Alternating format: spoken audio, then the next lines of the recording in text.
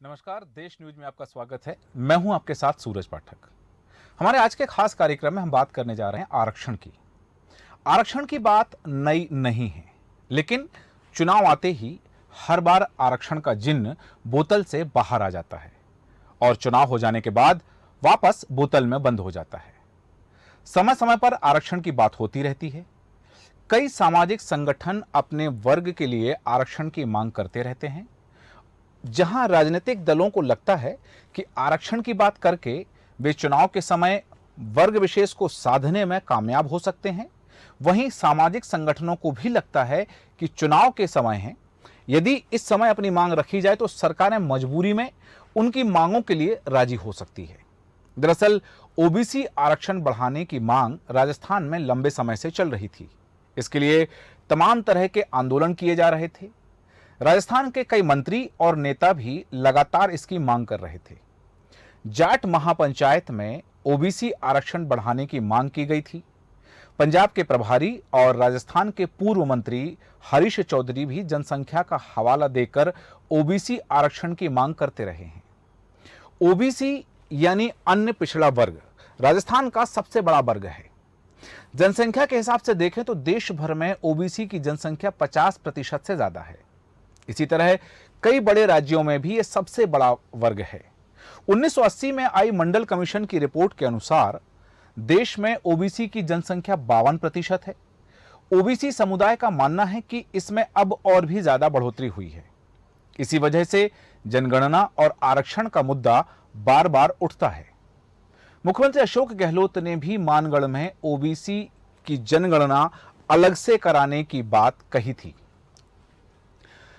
राजस्थान की बात करें तो यहां भी ओबीसी सबसे बड़ा वर्ग और जनसंख्या के हिसाब से ओबीसी सबसे आगे है। 2011 की जनगणना के अनुसार लगभग 52% ओबीसी राजस्थान में हैं। वहीं उनके बाद लगभग 18% दलित और 14% एसटी समुदाय के लोग हैं। राजस्थान में लगभग 9% आबादी मुस्लिमों की है और लगभग 7% सामान्य आबादी राजस्थान में है। 2014 में केंद्र सरकार के राज्यसभा को सौंपे गए आंकड़े बताते हैं कि देश के ज्यादातर राज्यों में ओबीसी को 27% या उससे ज्यादा आरक्षण प्राप्त है। राजस्थान में फिलहाल ओबीसी को 21% आरक्षण है। वहीं ओबीसी यानी इसके अलावा एक और चीज है एमबीसी यानी मोस्ट बैकवर्ड क्लास, इसका आरक्षण 5% है। इसमें गुर्जर सहित कुछ अन्य जातियां शामिल हैं। इसी तरह आंध्र प्रदेश में ओबीसी को 29 और असम में 27% आरक्षण है। वहीं बिहार में अलग अलग श्रेणी में मिलाकर के 33% आरक्षण दिया गया है। छत्तीसगढ़ में 14% और गुजरात हरियाणा में 27% आरक्षण है। केरल में ओबीसी आरक्षण 40% है और कर्नाटक में 32% है। महाराष्ट्र में 21% और उड़ीसा में यह आंकड़ा 27% जाता है। तमिलनाडु में ओबीसी और एमबीसी मिलाकर के 50% रिजर्वेशन है। वहीं उत्तर प्रदेश में 27 और पश्चिम बंगाल में 17% ओबीसी आरक्षण है। मुख्यमंत्री अशोक गहलोत ने ओबीसी आरक्षण को लेकर कहा कि बढ़ा हुआ 6% आरक्षण अति पिछड़ी और मूल रूप से ओबीसी में रही जातियों के लिए होगा। इसके लिए ओबीसी आयोग सर्वे करके अति पिछड़ी जातियों की पहचान करके रिपोर्ट देगा। इसी आधार पर जातियों को शामिल किया जाएगा। अशोक गहलोत की इस घोषणा के बाद अब बहस छिड़ी है कि कौन सी जातियों को इस वर्ग में शामिल किया जा सकता है या फिर किस तरह से यह आरक्षण दिया जाएगा। मुख्यमंत्री ने घोषणा की है और घोषणा के बाद में इस तरह की बातें सामने आ रही हैं। मुख्यमंत्री अशोक गहलोत ने आखिर ओबीसी आरक्षण की घोषणा क्यों की? इन्हें कब मिलेगा बढ़ा हुआ ओबीसी आरक्षण? दूसरे वर्गों पर क्या असर हो सकता है? विवाद। ओबीसी की जनगणना और आरक्षण इतना बड़ा मुद्दा क्यों है? बढ़े हुए आरक्षण में कौन सी जातियां शामिल होंगी? ओबीसी आरक्षण बढ़ाने में दूसरे वर्गों पर क्या असर पड़ेगा? सबसे बड़ा सवाल, बढ़ा हुआ 6% आरक्षण लागू कैसे किया जाएगा? क्यों महत्वपूर्ण है ओबीसी, इनकी जनगणना और आरक्षण? ज्यादातर राज्यों में ओबीसी को राजस्थान से ज्यादा आरक्षण। बड़ा सवाल, कौन सी जातियां होंगी शामिल? अन्य वर्गों पर क्या असर पड़ेगा, क्या फिर से होगा विवाद? आदिवासी मांग कर रहे हैं टीएसपी के लिए 50% आरक्षण की। जेटली लाए थे आर्थिक आरक्षण का आधार। 2 साल पहले भी हुआ था आंदोलन। 50% से ज्यादा आरक्षण जातिगत का मामला कोर्ट में। आरक्षण पॉलिटिक्स का राजस्थान की जातिगत राजनीति पर क्या असर पड़ेगा? क्या कांग्रेस ओबीसी की मूल जातियों को साधने में होगी कामयाब? एसटी नेताओं को अंदेशा है कि भाजपा को मिलेगा आधार और कांग्रेस पड़ेगी कमजोर। एससी आरक्षण भी बढ़ सकता है, लेकिन फिलहाल रिएक्शन नहीं। जनरल ईडब्ल्यूएस की शर्तें सरल करके बड़ी राहत दी।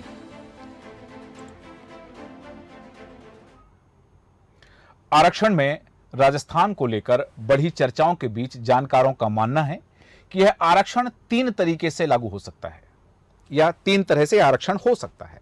पहला, ओबीसी के मूल 21% आरक्षण को ही बढ़ाकर 27% कर दिया जाए।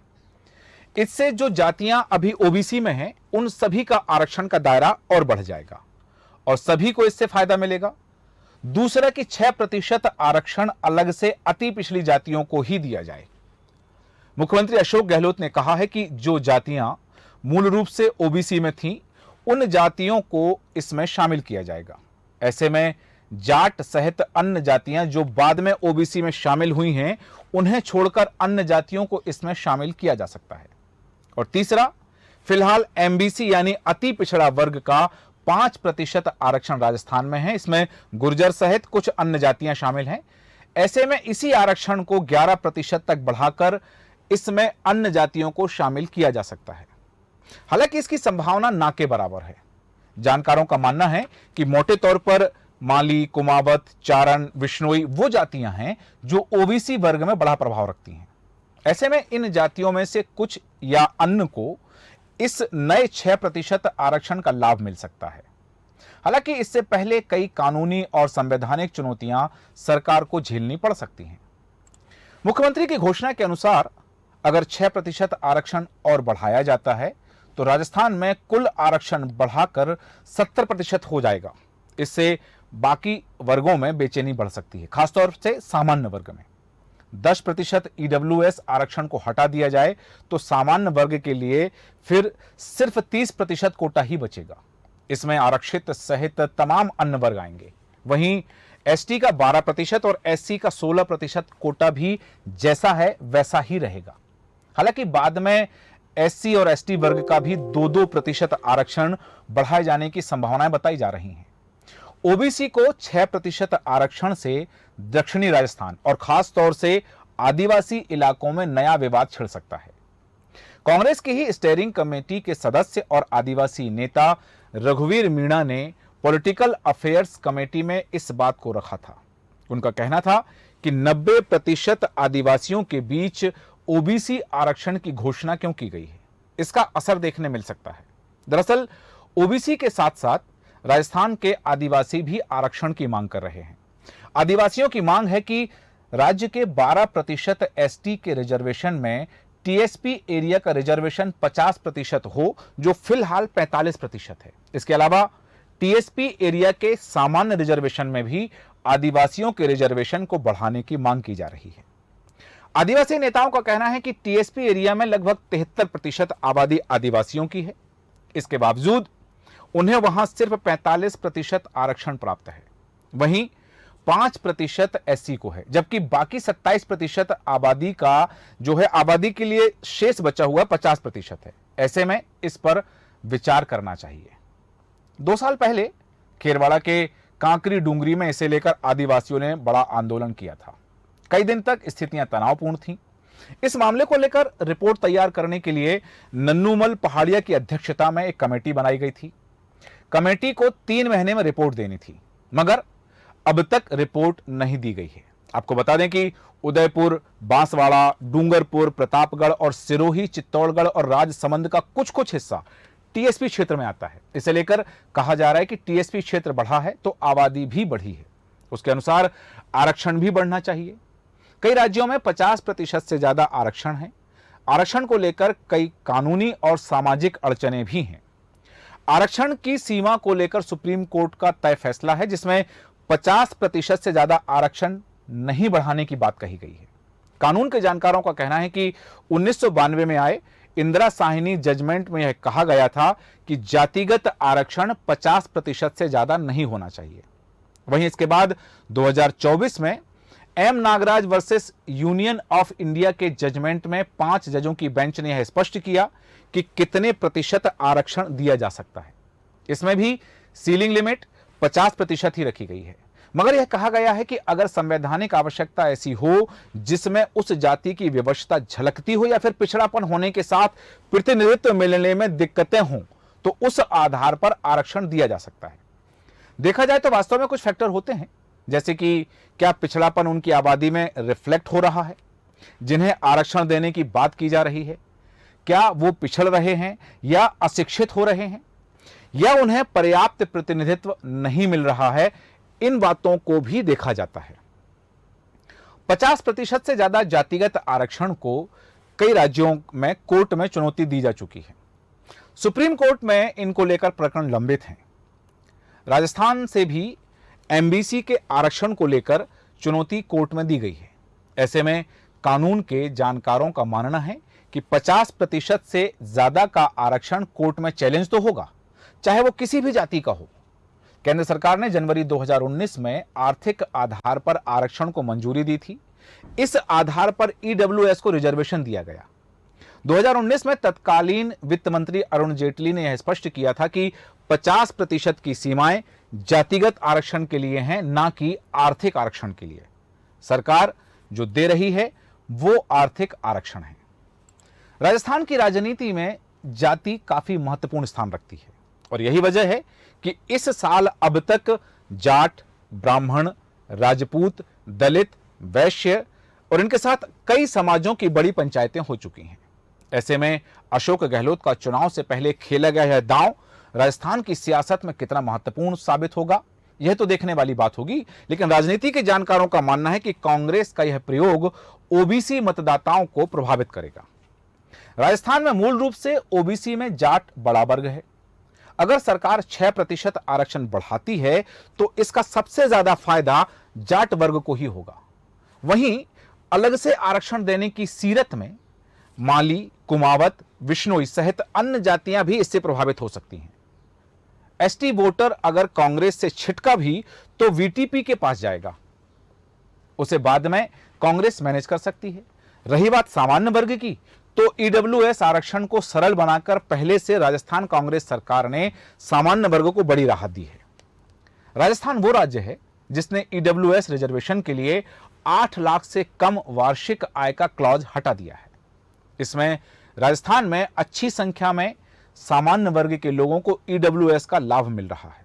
आमतौर पर ब्राह्मण, वैश्य और राजपूत के जो मतदाता हैं वो बीजेपी की तरफ झुकाव रखते हैं, मगर ईडब्ल्यूएस की राहत से कांग्रेस ने इन्हें साधने की कोशिश की है। हालांकि आरक्षण बढ़ाने का असर इस वर्ग पर क्या होगा यह देखने वाली बात होगी। आदिवासियों के गढ़ में ओबीसी के रिजर्वेशन की घोषणा को लेकर आदिवासी नेताओं का मानना है कि इससे आदिवासियों के बीच कांग्रेस कमजोर पड़ सकती है। इसका फायदा भारतीय जनता पार्टी को हो सकता है। भारतीय जनता पार्टी इसी तरह की राजनीति करती है और मानगढ़ की सभा के बाद उसने आदिवासी इलाकों में यह माहौल बनाना भी शुरू कर दिया है कि आदिवासियों के बीच ओबीसी आरक्षण की बात कही गई है। आपको बता दें कि आदिवासी मूल रूप से कांग्रेस के पारंपरिक मतदाता रहे हैं। राजस्थान के एक बड़े वर्ग एससी को लेकर भी कयास लगाए जा रहे हैं कि फिलहाल एससी आरक्षण बढ़ाने की बात हुई नहीं है, मगर इस वर्ग की आबादी भी बढ़ी है। ऐसे में इसे लेकर भी रिएक्शन देखने को मिल सकते हैं। फिलहाल एससी कम्युनिटी की ओर से कोई खास रिएक्शन देखने नहीं मिला है। कांग्रेस ने मिशन 59 से इस वर्ग पर फोकस तो किया है, लेकिन पिछले 15 साल में 2 बार सरकार होने के बावजूद कांग्रेस को एससी सीटों पर बेहद कम जीत मिली है। अब देखना दिलचस्प होगा कि राजस्थान की राजनीति में आरक्षण का मुद्दा गेम चेंजर साबित होता है या नहीं। हमारे खास कार्यक्रम में इतना ही।